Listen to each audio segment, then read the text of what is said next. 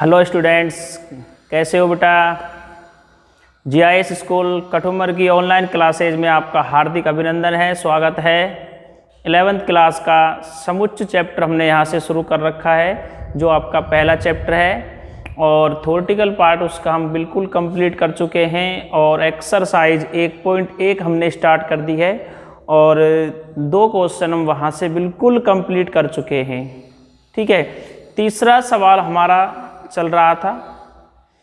पिछले जो क्लास में आपने देखा है, एक बार वो आपको अच्छे से बिल्कुल आना चाहिए आपको। ठीक है, तो हम तीसरा सवाल आज यहाँ से देखते हैं, नेक्स्ट कंटिन्यू करते हैं बेटा। तीसरा क्वेश्चन जो अपना था बेटा, वो था निम्नलिखित समुच्चयों को रोस्टर रूप में लिखिए। आपको समुच्चय जो हैं वो रोस्टर रूप में लिखने हैं बेटा, और आप तीसरे सवाल के 3 सवाल तक कंप्लीट कर चुके थे। ठीक है, तीसरे सवाल को 6 भागों में बांट रखा है। इसमें से आपने 3 जो सवाल हैं पहले, वो आपने पिछली क्लास में कंप्लीट कर लिए थे। ठीक है, तो यहाँ से आगे हम देखते हैं तीसरे का चौथा देखेंगे। हाँ भाई, कैपिटल डी से किसी समुच्चय को व्यक्त किया गया है और समुच्चय क्या है आपके सामने, x सच दैट x एक अभाज्य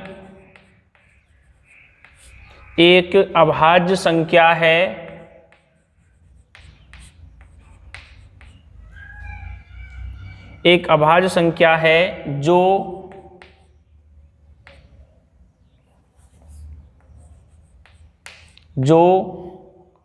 संख्या 60 की भाजक है। दिख जाएगा, इधर आगे दिख जाएगा, जो 60 की भाजक है।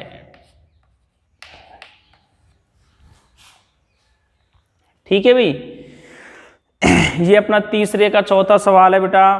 कैपिटल डी कोई समुच्चय आपको दिया गया है और समुच्चय के अंदर क्या है कि x सच दैट x एक अभाज्य संख्या है जो संख्या 60 की भाजक है, जो संख्या 60 की क्या है, भाजक है। ठीक है जी, तो ये जो आपके सामने लिखा हुआ है कैपिटल डी समुच्चय जो आपके सामने लिखा हुआ है, आप एक बार मुझे बताएं कि ये जो समुच्चय है ये किस रूप में लिखा हुआ है बेटा। तो किस रूप में लिखा हुआ है ये, समुच्चय निर्माण रूप में। किस रूप में, समुच्चय निर्माण रूप में। ठीक है जी, तो ये आपके सामने समुच्चय निर्माण रूप में लिखा हुआ है। तो समुच्चय डी है हमारे पास, x सच दैट x एक अभाज्य संख्या है जो संख्या 60 की भाजक है। समझ गए आप बात को। हमें एक अभाज्य संख्या लेनी है, और उसका भाग 60 में चला जाना चाहिए। अभाज्य संख्या आपको बहुत अच्छे से पहले बता दिया गया है। अब आपको ऐसी अभाज्य संख्याओं का चयन करना है जिनका भाग 60 में चला जाता है। और अभाज्य संख्याएं कहाँ से स्टार्ट होती हैं, 2 से। कहाँ से स्टार्ट होती हैं, 2 से। सबसे छोटी अभाज्य संख्या 2 होती है। तो हम इसका रोस्टर रूप बनाते हैं, रोस्टर रूप। हाँ भाई, कैपिटल डी समुच्चय में लिखेंगे, अभाज्य संख्या स्टार्ट कर दो, वो अभाज्य संख्या स्टार्ट कर दो जिनका भाग 60 में चला जाता है। 60 की भाजक का मतलब है कि 60 में भाग चला जाता है। तो सबसे पहले 2 आ जाएगा, 2 का भाग चला जाएगा 60 में। पॉइंटों में नहीं जाना चाहिए, पूरा पूरा जाना चाहिए। ठीक है बेटा, 2 के बाद 3 आ जाएगा। 3 अभाज्य भी है और 60 का भाजक भी है, 3 का भाग चला जाएगा इसमें। अब इसके बाद 5 आ जाएगा। 5 हमारे पास अभाज्य में भी आएगा और 60 का भाजक भी है। 2 आ जाएगा, 3 आ जाएगा, 5 आ जाएगा। इसके बाद अभाज्य संख्या तो 7 होती है, पर 7 का भाग 60 में नहीं जाता है, तो 7 नहीं आएगी। 7 के बाद 11 होती है, 11 का भाग नहीं जाता तो 11 नहीं आएगी। 11 के बाद 13 हो जाएगी, 17 हो जाएगी, 23 हो जाएगी। इस तरह से ये लगातार चलती जाएंगी। तो अब ऐसी और कौन कौन सी अभाज्य संख्याएं जिनका भाग इसमें चला जाता है क्या कोई? क्या और कोई ऐसी संख्या बच रही है जिसका भाग 60 में चला जाता है? पर अभाज्य होनी चाहिए, पर अभाज्य होनी चाहिए। तो ऐसी अब कोई ऐसी संख्या नहीं है। भाग तो चला जाएगा पर वो अभाज्य नहीं होगी। तो हमें अभाज्य भी चाहिए और 60 की भाजक भी चाहिए। तो फिर वो कौन कौन सी हैं? 2, 3 और 5। ये वो संख्या हैं जो अभाज्य हैं और 60 की भाजक हैं। ठीक है बेटा, नेक्स्ट क्वेश्चन देखते हैं इसका हम 5वां नंबर। ठीक है भाई, 5वां नंबर है हमारा बेटा ई कोई समुच्चय है आपके सामने। ठीक है जी, और आपको ऐसे लिखा हुआ है ट्रिग्नोमेट्री ऐसे लिखा है, उसने समुच्चय में नहीं लिखा, सीधा सीधा लिख दिया। चलो कोई बात नहीं।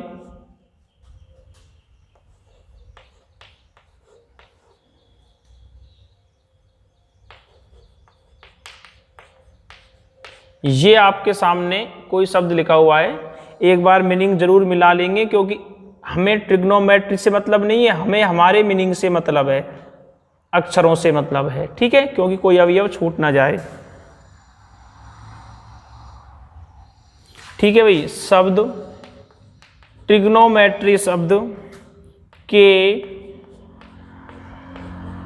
सभी अक्षरों का समुच्चय। ठीक है भाई, का समुच्चय। तो हमें ट्रिग्नोमेट्री शब्द के सभी अक्षरों का समुच्चय बनाना है। किसका बनाना है बेटा? ट्रिग्नोमेट्री के। ठीक है, तो ट्रिग्नोमेट्री जो शब्द है आपका, इसके अक्षरों का आपको समुच्चय बनाना है रोस्टर रूप में। ऐसे सवाल हम पिछली क्लासों के अंदर कर चुके हैं, मैंने आपको बहुत सारे बनवाए भी हैं। अलवर का बनवाया, नगर का बनवाया, स्कूल का बनवाया, मैथमेटिक्स का बनवाया। ऐसे बहुत सारे शब्दों के हम समुच्चय बना सकते हैं अक्षरों को काम में लेकर के। ठीक है भैया, तो देखिए आप यहाँ से ट्रिग्नोमेट्री का बनाएंगे रोस्टर रूप। कौन सा रूप है जी?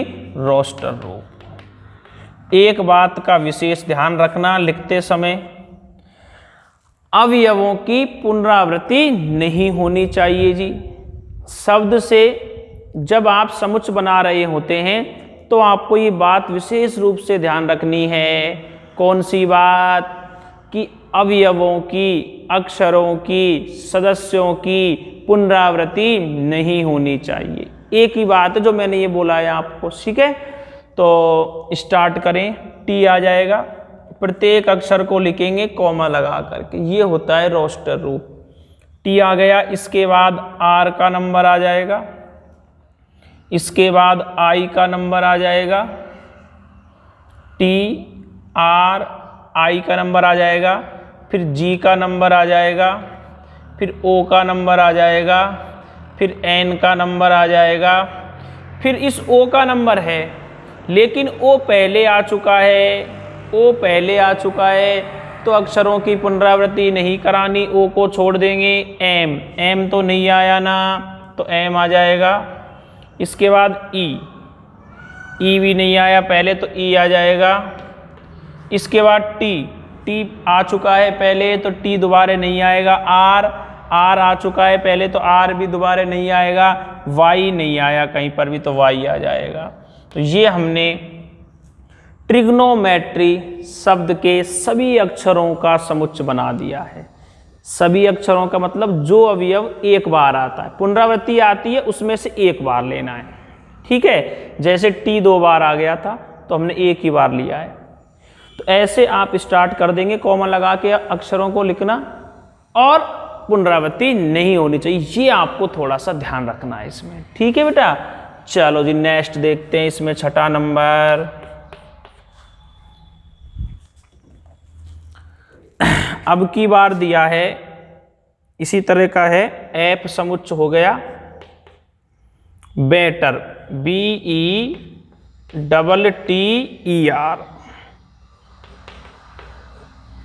बेटर शब्द के वही बात है, सभी अक्षरों का समुच्च। ठीक है जी, तो आपको बेटर शब्द के सभी अक्षरों का समुच्च बनाना है। ठीक है भाई, फोन आ गया था एक, चलो इसको हटाते हैं। तो आपको बेटर शब्द के सभी अक्षरों का समुच्च बनाना है।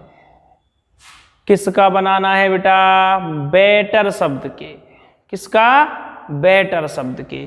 तो बेटर शब्द के सभी अक्षरों का समुच्च हमारा क्या होगा देखें, वही इसी तरह से यहां लिख देंगे रोस्टर रूप में, रोस्टर रूप में। ठीक है भाई, तो रोस्टर रूप क्या हो जाएगा देखें आप इसका, वही प्रत्येक अक्षर को लिखें कॉमा लगा करके, पुनरावृत्ति नहीं होनी चाहिए। सबसे पहले तो बी आ जाएगा, उसके बाद ई आ जाएगा, टी 2 बार आ रहा है तो 1 बार आएगा, टी 2 बार आ रहा है तो 1 बार आएगा, ई फिर से नहीं आएगा, क्यों? ई पहले आ चुका है, और इसके बाद आर आ जाएगा। समझ गए आप बात को? तो ये हमने बेटर शब्द के सभी अक्षरों का समुच्च बना दिया। आपको ध्यान रखना है अक्षरों की पुनरावृत्ति नहीं होनी चाहिए। बस ऐसे संख्याओं में भी आ जाए ना तो समुच्च 2 बनाते हैं, तो संख्याओं में भी पुनरावृत्ति नहीं होती, कहीं पर भी मतलब अवयवों की पुनरावृत्ति नहीं होनी चाहिए। ठीक है, ये तो हमने शब्द से समुच्च बनाना सीखा है। पहले भी हम पिछली क्लास में भी ऐसा करा चुके हैं। ये आपकी किताब में है 1.1 के अंदर। 1.1 का तीसरा सवाल आपका कंप्लीट हो जाता है। 3 हमने पिछली क्लास में कर लिए थे, 3 हमने आज कर लिए हैं। ठीक है जी, नेक्स्ट क्वेश्चन देखते हैं अब अपना। इनको मैं हटाता हूं भाई यहां से। ठीक है, हाँ, कोई लिख रहा हो तो वो स्क्रीनशॉट ले ले, या फिर वीडियो को इस तरह पुश करके रोक ले, उतार लेंगे। ठीक है जी, हाँ, थोड़ा सा मैं साइड हो जाता हूं। चलो भैया, नेक्स्ट क्वेश्चन देखते हैं अब इसका। ये आपने जो बनाया बेटा, ये आपने समुच्च निर्माण रूप से रोस्टर रूप बनाया बेटा। ठीक है, दोनों तरह के सवाल मिलेंगे अपनी किताब में। रोस्टर रूप से भी बनाएंगे समुच्च निर्माण रूप, और अभी हमने समुच्च निर्माण रूप से रोस्टर रूप भी बनाया है। ठीक है भाई, चलो जी नेक्स्ट क्वेश्चन देखेंगे अब, चौथा। अगला सवाल है हमारा कि निम्नलिखित समुच्चयों को समुच्च निर्माण रूप में व्यक्त करो। देखो आ गया भैया, अब आपका यही सवाल आ गया। कौन सा बेटा? कि जो समुच्च आपको दे रखे हैं ना, इनका आपको समुच्च निर्माण रूप बनाना है, तो फिर आपको रोस्टर रूप में दिए हैं। ठीक है, चौथे का पहला देखें, फर्स्ट देखें, ध्यान से सुनेंगे भैया, है ना, और देखेंगे। बहुत अच्छे सवाल हैं ये। 3, 6, 9, 12 ये आपके सामने लिखा हुआ है। 3, 6, 9, 12। अब हम इसका समुच्च निर्माण रूप बनाएंगे। क्या बनाएंगे? समुच्च निर्माण रूप बनाएंगे। तो समुच्च निर्माण रूप बनाना सीखें आप बहुत अच्छे ढंग से। क्या नियम बन रहा है, क्या विशिष्ट गुणधर्म बन रहा है यहां से, इस तरह से आपको समुच्च निर्माण रूप बनाना है। देखें आप इसे, 3, 6, 9, 12, 3, 6, 9, 12 देख रहे हैं आप इन्हें। ये क्या है भैया? अंक हैं। ये अंक जो है, इनमें क्या संबंध बन सकता है भाई? इनमें क्या आपस में संबंध बन सकता है, वो हमें पता करना है। वही हमारा समुच्च निर्माण रूप होगा। सबसे पहले आप इस तरह तो लिख दें, कोई नाम तो यहाँ पर दिया नहीं है। ठीक है, तो हम मान लेते हैं अपनी तरफ से कि ये ए है। तो माना लिख देंगे यहां पर। तो ए क्या बनेगा हमारा समुच्चय निर्माण रूप, क्या बनेगा हमारा? सबसे पहले तो ऐसे लिखेंगे x सच दैट x, ये तो आना ही है समुच्चय निर्माण रूप में। अब क्या विशिष्ट गुणधर्म बनता है, क्या नियम बनता है? जरूरी नहीं है कि हिंदी की लाइन ही बने, भाषा ही बने, कोई भी नियम रूप यहां हो सकता है, ठीक है, समीकरण जैसा भी हो सकता है, लेकिन वो हल होने पर ये प्राप्त हो जाना चाहिए। ठीक है भैया, सुने तो आप कैसे कैसे बना सकते हैं आप इसे। ये जो आपको दिख रहे हैं, क्या ये 3 के गुणज नहीं है? सुनना, ये जो आपको दिख रहे हैं, क्या ये 3 के गुणज नहीं है? बिल्कुल ये 3 के गुणज हैं। 3 के गुणज का मतलब 3, 6, 3 का पहाड़ा बोलते चलो, 3, 6, 9, 12, 15, 18, 21, 24, 27, 30, 33, 36, 39, 42, ... ऐसे 3 के गुणज बहुत सारे हो जाएंगे, बहुत सारे हो जाएंगे ना। लेकिन हमें इतने गुणजों की आवश्यकता नहीं है। हमें कौन कौन से गुणज चाहिए? हमारे रोस्टर रूप में कौन कौन से गुणज लिखे हुए हैं? 3, 6, 9, 12। तो हमें 3 के गुणज 3, 6, 9, 12 चाहिए।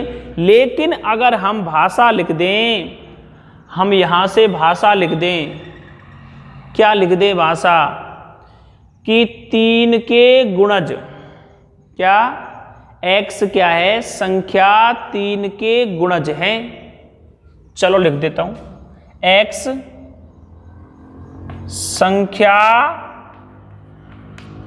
3 के गुणज हैं। x संख्या 3 के लिख दें या का लिख दें, उससे कोई फर्क नहीं पड़ेगा, 3 का गुणज है। x संख्या 3 का गुणज है। अगर मैं यही बंद कर देता हूं मंजिला कोष्टक, तो फिर 3 का गुणज का मतलब तो ये तो है ही, और आ जाएंगे, जबकि ऐसा नहीं होना चाहिए। ये समुच्चय निर्माण रूप हल होने पर यही आना चाहिए। अभी आपने देखा समुच्चय निर्माण रूप में लाइन तो थी और साइड की शर्त भी थी। पिछली क्लास में देखा ना हमने, जैसे तीसरे का पहला ही था, पूर्णांक में शर्त थी ना, अगर वो शर्त नहीं होती तो सारे पूर्णांक नहीं आ जाते क्या? तो इसी तरह से अगर शर्त नहीं है तो फिर 3 के गुणज तो बहुत सारे हो जाएंगे जी। तो फिर शर्त क्या होनी चाहिए साहब? शर्त क्या होनी चाहिए? शर्त ये होनी चाहिए कि 3 का गुणज तो लेंगे, 3 का गुणज तो लेंगे, लेकिन 3 के गुणज कौन से होंगे? 3 के गुणज कौन से होंगे? इस बात को हम बताते हैं कि 3 के प्रथम 4 गुणज ले लो, 3 के प्रथम 4 गुणज ले लो। एक बात। दूसरी बात, हम x को मान रहे हैं, क्या मान रहे हैं हम x को? संख्या 3 का गुणज। क्या मान रहे हैं? संख्या 3 का गुणज मान के चल रहे हैं हम। किसको? x को। ठीक है भैया, हम x को क्या मान के चल रहे हैं? 3 का गुणज मान के चल रहे हैं। तो इस बात को हम साइड में और दिखाएंगे, साइड में और दिखाएंगे कि जो हमारे 3 के गुणज हैं वो कौन कौन से हैं जी? प्रथम हैं। कौन कौन से हैं? प्रथम हैं। या फिर आप इस लाइन को ऐसे लिख दो, 3 के गुणज में देखो, दोनों तरह से मैं आपको लिख के बता रहा हूं। आप इसी बात को ऐसे दिखा दो,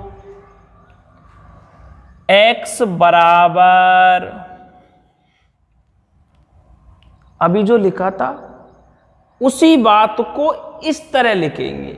ठीक है, दोनों तरह से आप उसे बता सकते हैं।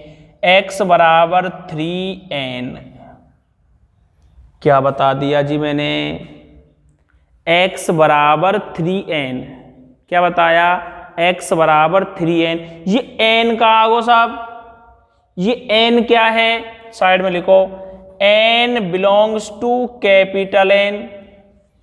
n कहाँ विद्यमान होगा जी, कैपिटल N में। तो कैपिटल N कौन है साहब, प्राकृत संख्या। तो प्राकृत संख्या कहाँ से स्टार्ट होती हैं, 1 से। जमाना साहब, n की जगह 1 जमाना, 3 गुना 1 3। अब अगली प्राकृत संख्या जमाना 2, 3 दूनी 6। अगली जमाना 3, 3 तिये 9। अगली जमाना 4, 4 तिये 12। अगली जमाना 5, 5 तिये 15, 15 तो ही ना है।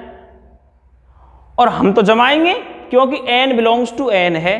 तो फिर इसका मतलब प्राकृत संख्या भी रोकनी पड़ेगी, n भी रोकना पड़ेगा। n का जो मान है ना, ये भी 4 से बड़ा नहीं होना चाहिए, नहीं तो फिर आगे निकल जाएंगे मान। तो n की शर्त और लगानी पड़ेगी साइड में, क्या कि n का मान कहां से होगा, 1 से बड़ा, 1 या 1 से बड़ा n, और 4 या 4 से छोटा। अब आपका सवाल पूरा हुआ। अब आप इस शर्त को एक साथ सॉल्व कर दो, यही आएगा, इसके अलावा और कुछ नहीं आएगा। देखो मैं आपको समझाता हूं।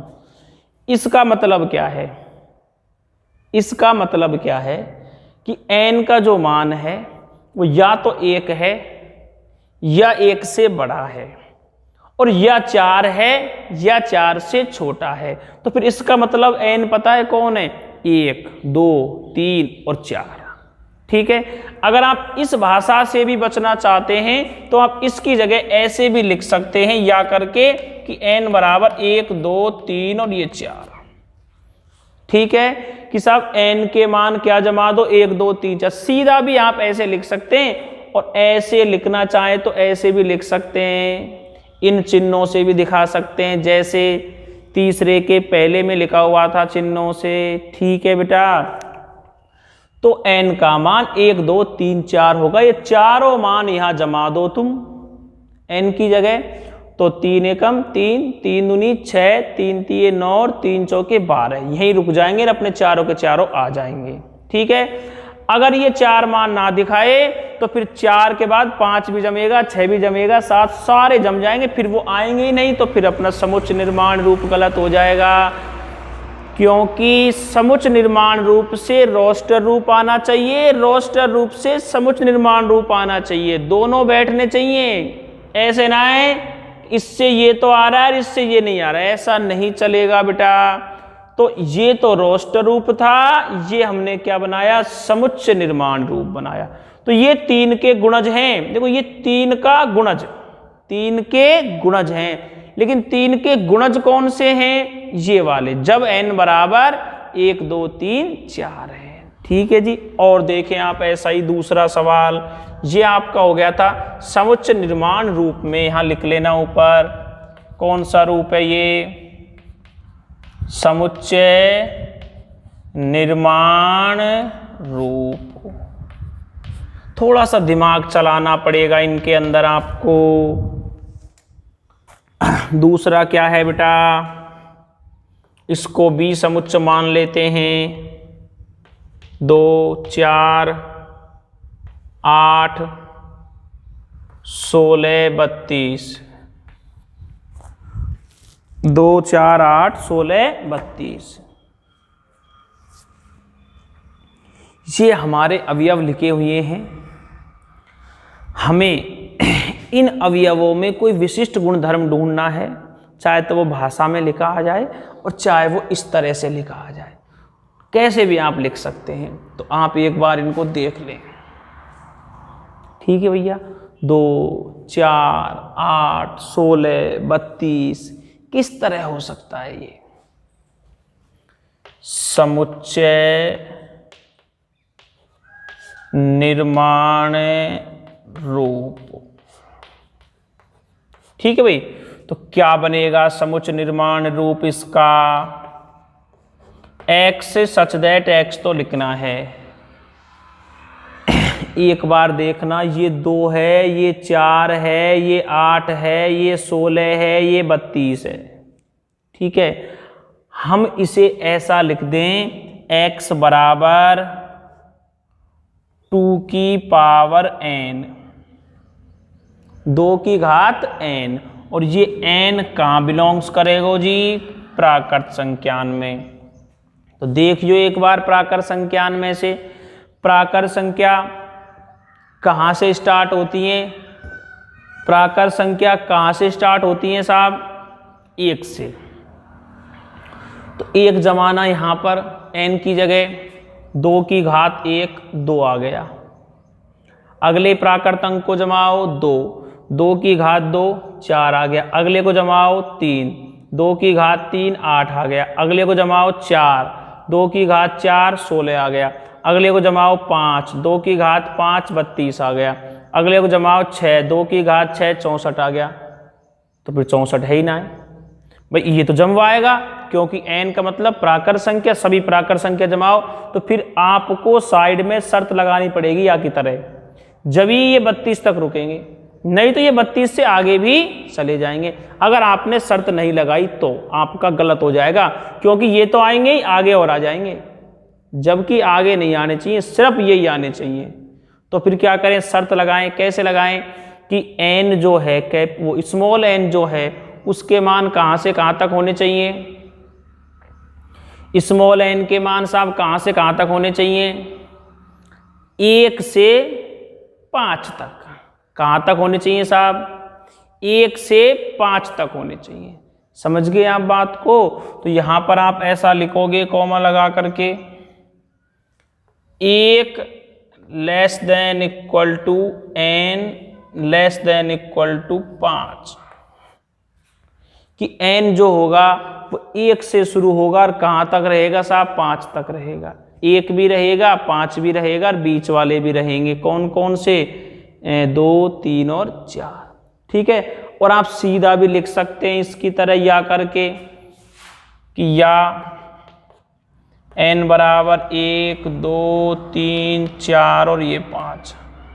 अगर या ना बना पाओ तो ऐसे भी लिख सकें कि n के मान कौन कौन से होंगे साहब? 1 2 3 4 5 फिक्स है, इन मानों ने जमा लो यहाँ पे, और ये सारे के सारे आ जाएंगे आपके। तो ये 2 की पावर n है। ये आपको सोचना पड़ेगा, ये आपको सोचना पड़ेगा, दिमाग लगाना पड़ेगा थोड़ा सा, कि भाई ये कैसे लिखें। देखें ये सारे 2 की घात में जा रहे हैं, 1 2 3 4 और ये 5। ऐसे आपको अवयवों में संबंध देखना है, नियम देखना है, पहचान पाएंगे तो लिख पाएंगे। ठीक है, और ऐसा कुछ नहीं है, बिल्कुल आप इस चीज़ को पहचानना सीख जाएंगे धीरे धीरे करके, बिल्कुल सीख जाएंगे। जैसे अगला सवाल आ रहा है, मैं आपसे ही पूछूंगा अब अगले सवाल में क्या होगा, आप बिल्कुल उसका जवाब देंगे, जरूर उसका जवाब देंगे।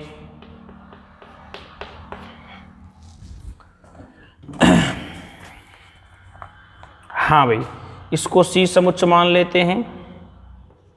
5 25 125 625।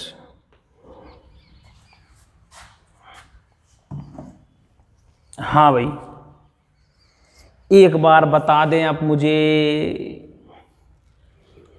क्या है ये, किस तरह बनेगा इसका समुच्चय निर्माण रूप? थोड़ा सोचें। 5 है, 25 है, 125 है, 625 है। तो ये 5 की घात n है या की तरह, जैसे ही 2 की घात n होने, ऐसे ही 5 की घात n है, और n के मान 1 2 3 और 4। देखो 5 की घात 1 5, 5 की घात 2 25, 5 की घात 3 125, 5 की घात 4 625। आ रहा है ना? तो n के मान 1 2 3 4 सेम इस पैटर्न पे है, तो इसको ऐसे लिख देंगे समुच्चय निर्माण रूप में, समुच्चय निर्माण रूप। क्या आ जाएगा भाई समुच्चय निर्माण रूप सी का? एक्स सच दैट एक्स, ई तो लगाना ही है तुम्हें, ठीक है। क्या हो जाएगा जी शर्त में? 5 की घात n, 5 की घात n। अब साइड में लिखो n कौन है भाई? n के बारे में नहीं बताओगे तो n तो कोई माइनस में जमा जाएगा, कोई पॉइंटर में जमा जाएगा। n बताओ भाई, माइनस में मत जमाओ, पॉइंटों मत जमाओ, n कैसे जमाओ? n प्राकर संख्याओं में फिर जमाओ, और प्राकर संख्याओं में से भी कहां तक जमाओ? 1 से और 4 तक जमाओ। तो कैसे लिखेंगे? 1 less than equal to n less than equal to 4, ऐसे लिखो कि n का मान 1 से और 4 तक जमाओ साहब। या इसकी तरह लिखो सीधा सीधा कि n बराबर 1 2 3 और 4, इन 4 मानों ने आप n की जगह जमा दो साहब। सीधा सीधा लिखो इस तरह से, ठीक है जी। ये हमारा तीसरा सवाल कंप्लीट हो चुका है। ये तीनों सवाल हमने रोस्टर रूप से समुच्चय निर्माण रूप में बनाए, ठीक है। थोड़ा सा आपको ध्यान रखना पड़ेगा इसमें इन अवयवों का, कि ऐसा कौन सा नियम बन रहा है, ऐसा कौन सी भाषा बैठेगी, ये कौन सा इसमें बीजगणितीय फलन, मतलब फलन नहीं सॉरी, इसमें कौन सा बीजगणितीय बन सकता है इस तरह से, वो आपको सोचना है, थोड़ा सा दिमाग लगाना है बस, ठीक है। जैसे ये 3n हो गया था, क्या हो गया था? ये 3n हो गया था। n की शर्त बता दी मैंने आपको 1 से और 4 तक। ये 2 की पावर n हो गया था, ये 5 की पावर n हो गया था। ऐसे ही आपको आगे देखना है, ठीक है। तो एक बार ये नोट कर लें आप, किसी का रह रहा हो तो, ठीक है, या स्क्रीनशॉट ले लें, जैसे भी आप कर रहे हैं नोट इनको, या वीडियो को रोक के कर लें भाई, है ना, बिल्कुल कर लें साहब।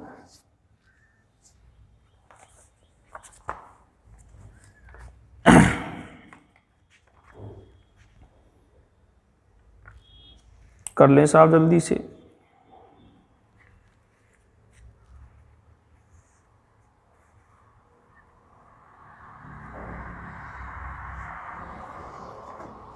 हो गया होगा भाई, हाँ ऐसा कुछ है नहीं इनमें।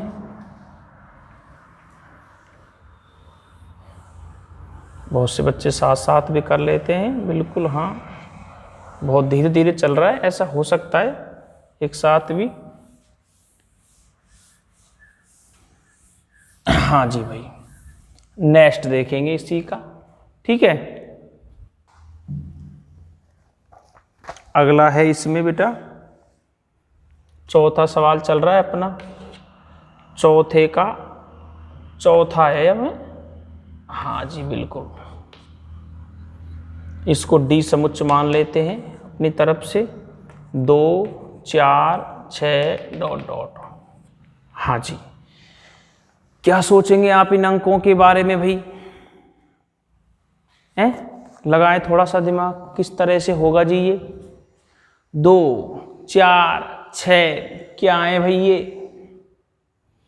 कौन से अंक हैं भाई? ये सोचें आप थोड़ा सा। क्या ये जो आपके सामने लिखे हुए हैं, ये जो आपके सामने लिखे हुए हैं, क्या ये समप्राकृत संख्या नहीं है? क्या ये समप्राकृत संख्या नहीं है? बिल्कुल है। समप्राकृत संख्या क्या होती है, कहाँ से शुरू होती है समप्राकृत संख्या? भाई खुद प्राकृत संख्या तो 1 से होती है, सम की शुरुआत करें 2 से हो जाएगी, 2 के बाद अगली सम क्या आएगी? 4, अगली क्या आएगी? 6, उससे अगली क्या आएगी? 8 10 12 डॉट डॉट डॉट चलता रहेगा। तो ऐसा ही तो लिखा हुआ है इधर, 2 4 6 डॉट डॉट डॉट, तो ये क्या हो जाएगा? समप्राकृत संख्या।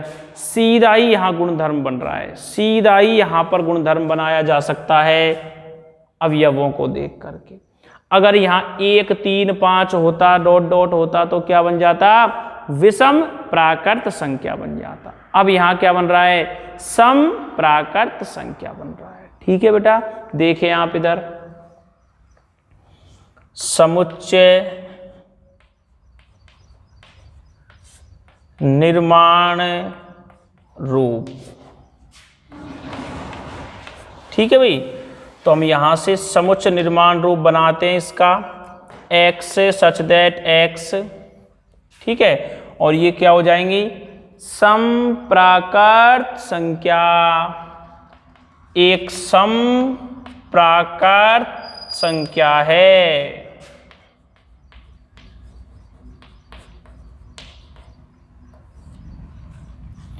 एक शब्द से कभी भी कंफ्यूज मत हो जाना। हाँ, एक समप्राकृत संख्या मतलब कोई भी समप्राकृत संख्या हो सकती है। कोई भी का मतलब 2, 4, 6, 8, 10 ... तो ये हमारा, इससे दोबारा बनाए तो रोस्टर रूप बन सकता है। अब हमने रोस्टर रूप से कौन सा रूप बनाया है, समुच्चय निर्माण रूप बनाया है बेटा। कौन सा रूप बनाया है बेटा, समुच्चय निर्माण रूप बनाया। तो थोड़ा सा आपको सोचना तो पड़ेगा। बिल्कुल आप सोच रहे हैं कि सीधे सीधे हो जाएंगे, ऐसे तो भैया कुछ भी नहीं होने वाला गणित के अंदर, ठीक है। थोड़ा सा दिमाग तो लगाना पड़ता है, ज़्यादा नहीं, थोड़ा सा तो लगाना पड़ता है, ठीक है।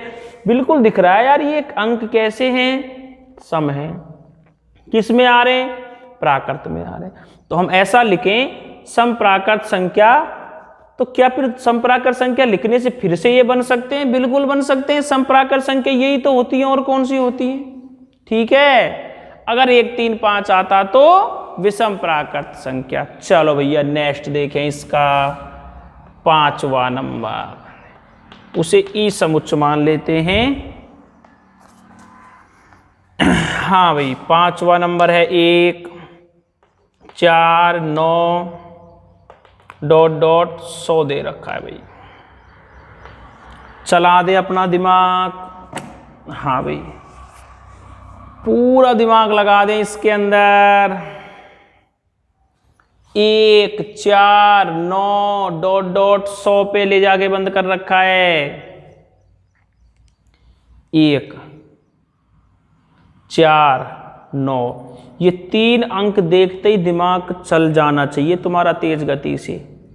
ये 1 का वर्ग है, ये 2 का वर्ग है, ये 3 का वर्ग है, अगला फिर 4 का वर्ग आएगा, अगला फिर 5 का आएगा।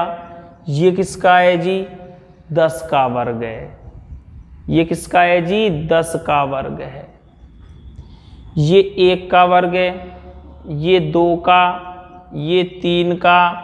इसी तरह अगला अंक पूछ लिया जाए तो 4 का वर्ग आएगा कितना, 16, फिर 5 का आएगा 25, फिर 36, इस तरह ... 100 तक जा रहा है। 100 किसका है, 10 का। तो ये वर्ग हैं, ये वर्ग हैं किसके, प्राकृत संख्याओं के। कहां से कहां तक, 1 से 10 तक। ऐसा हम इसमें बनाएंगे समुच्चय निर्माण रूप में। समुच्चय निर्माण रूप, ठीक है बेटा। तो ई बन जाएगा x सच दैट x बराबर n स्क्वायर। ऊपर तो स्क्वायर लगाना जरूरी हो गया, क्योंकि ये तो वर्ग हैं किसके, प्राकृत संख्याओं के। तो हमने यहाँ n लिख दिया। ये n कौन है, प्राकृत है, अर्थात n कहाँ बिलोंग्स करेगा, कैपिटल N में। n कहाँ बिलोंग्स करेगा जी, कैपिटल N में। प्राकृत संख्या लेनी है अब आपको। अब प्राकृत संख्या तो हम कोई भी ले सकते हैं। अब हमें शर्त लगानी पड़ेगी साइड में कि प्राकृत संख्या कहां से कहां तक लेनी है। देखो इन्हें 1 से 10 तक, तो साइड में लिखेंगे 1 less than equal to n less than equal to 10, कि n का मान क्या लोगे, 1 से 10 तक। अब देखो 1 लेंगे, 1 का स्क्वायर करेंगे 1, फिर 2 लेंगे, 2 का स्क्वायर करेंगे 4, फिर 3 लेंगे, 3 का स्क्वायर करेंगे 9, फिर 4 लेंगे, 4 का स्क्वायर करेंगे 16, ... फिर 10 लेंगे, 10 का स्क्वायर करेंगे 100 आ जाएगा। तो x बराबर n स्क्वायर। ये पूरा, इसमें से आपने कोई भी चीज काट दी ना तो आपका समुच्चय निर्माण रूप गलत हो जाएगा। हम सीधा ये भी नहीं बता सकते, जब ये लिख रहे हैं ना n 1 से बड़ा है, 1 है, 10 है, 10 से छोटा है, और ये नहीं लिख रहे, तो फिर तो यहाँ के बीच में पॉइंट वाले भी आ रहे हैं। 1.5 भी आ गया बीच में, 4.5 भी इसी के बीच में, लेकिन पॉइंट वाले क्यों ना आ रहे? क्योंकि पहले लिख के बैठे कि n कहां बिलोंग्स करेगा? n में। कि n है कौन? प्राकर संख्या है। n है कौन? प्राकर संख्या है। तो पहले बता दी कि प्राकर संख्या है। अब प्राकर संख्या कौन सी है? 1 से और 10 तक की। अब ये सवाल पूरा है। इसमें से कुछ भी छोड़ दिया तो पूरा नहीं होगा समुच्चय निर्माण रूप, या छोड़ दो तब भी पूरा ना है। यही तो बता रहा है कि 10 पे रुक जाओ, नहीं तो फिर आगे भी निकल जाएंगे। ठीक है, इसलिए पूरा कथन अब हुआ है। ये आपके समुच्चय निर्माण रूप वाले उदाहरण हुए हैं भैया। हमने रोस्टर रूप से समुच्चय निर्माण रूप बनाया है, और इससे पहले वाले सवाल में हमने समुच्चय निर्माण रूप से रोस्टर रूप बनाया था। ठीक है, आप इतना नोट कर लें, नेक्स्ट क्वेश्चन करते हैं फिर। ठीक है भाई, जल्दी करें थोड़ा सा।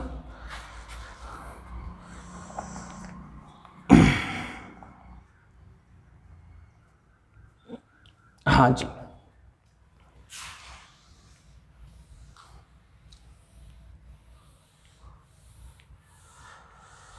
हाँ भाई, अब वापिस उसी पैटर्न पे आ रहे हैं। फिर से ये वही बनवा रहा है। देखो क्या कह रहा है आपसे, 5वें सवाल में क्या कह रहा है आपसे, निम्नलिखित समुच्चयों के सभी अवयवों या सदस्यों को सूचीबद्ध कीजिए। सूचीबद्ध करने का मतलब रोस्टर रूप बनाइए। रोस्टर रूप कहो या सूचीबद्ध रूप कहो, एक ही बात है, सारणीबद्ध मतलब। ठीक है, एक ही चीज है। तो अब आपको फिर से रोस्टर रूप में बनाना है। समुच्चय निर्माण रूप आपको दिया हुआ है 5वें सवाल में, वही इसमें भी 6 सवाल आपको दे रखे हैं। तो 5वें का फर्स्ट देखेंगे आप सबसे पहले। इन सवालों को करने से आपका दिमाग खुल जाएगा बिल्कुल, है ना। हाँ, x सच दैट x एक विषम प्राकृत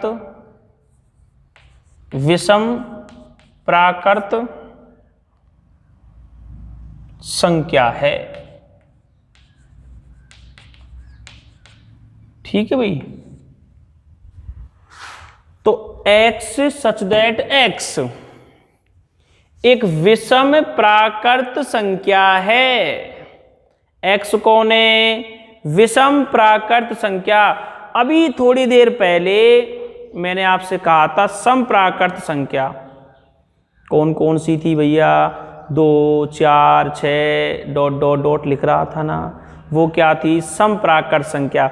वहीं पर मैंने आपको समझा दिया था कि विषम प्राकृत संख्या भी आ जाए तो कौन सी होंगी? 1, 3, 5, 7, 9 डॉट डॉट डॉट, ऐसे है ना। वही बात यहाँ से आपसे पूछ ली गई है सवाल में। देखो, एक विषम प्राकृत संख्या। तो अब आप इसे सारणीबद्ध रूप में करोगे, सूचीबद्ध रूप में करोगे, मतलब रोस्टर रूप में करोगे, तो क्या बन जाएगा जी आपका? ए समुच्चय रोस्टर रूप में लिख ही दो, रोस्टर रूप में। ठीक है भाई, ना लिखेंगे तो ऐसी कोई आफत नहीं आएगी, है ना। हाँ, देखो जी, तो विषम प्राकृत संख्या आपको यहां बना के बतानी है जी कौन कौन सी हो जाएंगी। 1, 3, 5, 7 डॉट डॉट डॉट। रोकेंगे नहीं इनको, क्योंकि कोई रेंज नहीं है, कुछ नहीं है, इतना सा ही लिखा है विषम प्राकृत संख्या। तो ये विषम प्राकृत संख्याएं हैं आपके सामने। क्या है ये? विषम प्राकृत संख्या हैं। समझ गए आप बात को भैया? तो ये विषम प्राकृत संख्याएं हो जाएंगी। सम आ जाता तो 2, 4, 6, 8, 10 डॉट डॉट ऐसे आ जाता। चलो जी, नेक्स्ट देखते हैं इसी का दूसरा।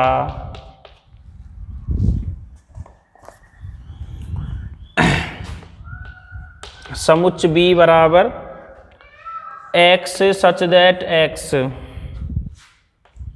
एक पूर्णांक है, एक पूर्णांक है -1/2 less than x less than 9/2। इसको देखना भाई ध्यान से, बहुत अच्छे से समझना इस चीज को। हमें एक पूर्णांक लेना है। क्या लेना है जी? हमें एक पूर्णांक लेना है, पूर्णांक लेना है। पूर्णांक में शर्त है कि ऐसा पूर्णांक लो, x मतलब पूर्णांक ही तो है, ऐसा पूर्णांक लो -1/2 से तो बड़ा हो जाए और 9/2 से छोटा हो जाए। ऐसा पूर्णांक लो कि -1/2 से तो बड़ा हो जाए और 9/2 से छोटा हो जाए। ये कोई पूर्णांक ना है -1/2 और 9/2, लेकिन इनसे बड़े और इनसे छोटे पूर्णांक आपको लेने, इससे बड़ा और इससे छोटा पूर्णांक आपको लेना है। पूर्णांक कौन कौन से होते हैं ये बात हमारी पहले ही क्लियर हो चुकी है, काफ़ी बार मैंने आपको ये बता दिया है। फिर और देख लें एक बार पूर्णांक कौन कौन से हो जाएंगे साहब। 0, 1, 2, 3, 4, 5, 6 ... -1, -2, -3 ... इधर माइनस अनंत की ओर आते हैं, इधर प्लस अनंत की ओर चले जाते हैं ये मान। ठीक है, इस तरह ये जाते जाते हैं। ठीक है भैया, तो अब हमें क्या करना है पूर्णांकन में?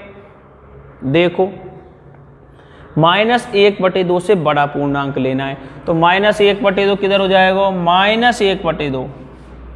1/2 को मतलब 1/2 को मतलब 0.5 माइनस लग रहा है तो -0.5। यहां बच्चे गलती कराते हैं, भागे पता ना कैसे देखे जावे।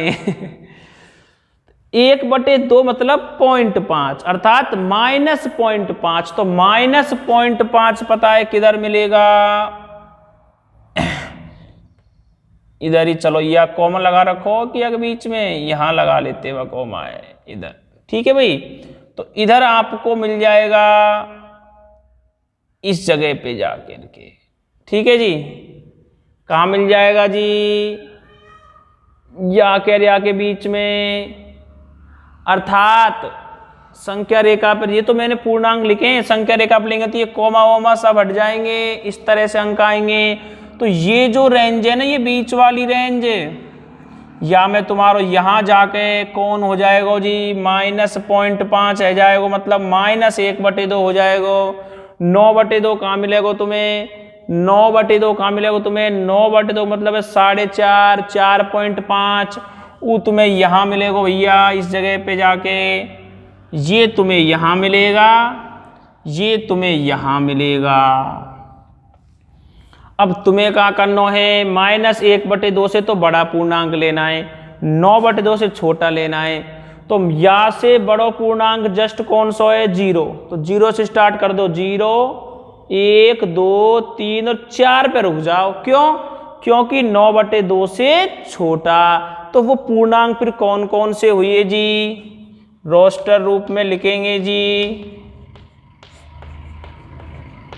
कौन कौन से पूर्णांक हो जाएंगे भैया समुच्चय बी के अंदर अपने पास? 0, 1, 2, 3, 4। बात को समझना भैया ध्यान से। -1/2 से बड़ा और 9/2 से छोटा।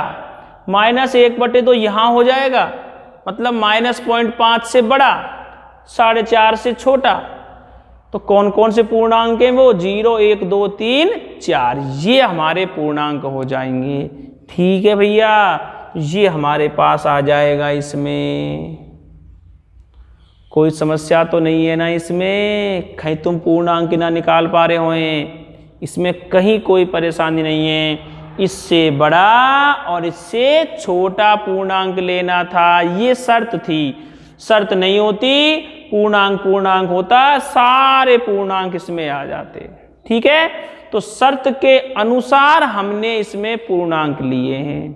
ठीक है भाई, तो ये हमारे 5वें के 2 सवाल कंप्लीट हो चुके हैं। क्या चल रहा है जी आपका समुच्चय निर्माण रूप चल रहा है, जो दे रखा है ऊपर आपको कौन से रूप में बनाना है, सूचीबद्ध करना है, मतलब सारणीबद्ध करना है, मतलब रोस्टर रूप में बनाना है। ठीक है, यहां से आगे के आप बना के देखना। आज की क्लास हमारी यही खत्म होती है। यहां से आगे के आप बना के देखना।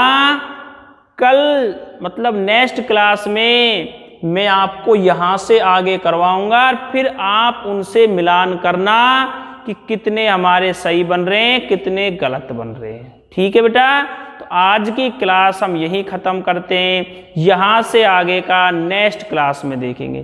ठीक है भाई, ओके बाय, जय हिंद जय भारत।